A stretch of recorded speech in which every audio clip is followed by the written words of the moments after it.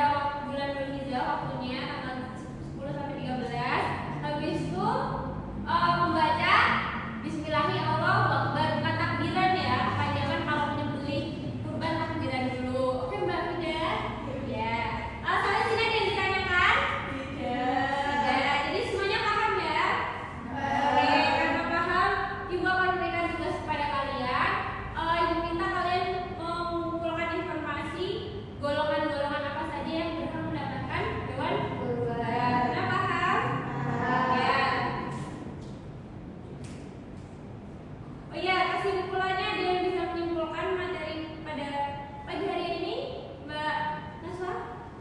Oke, apa?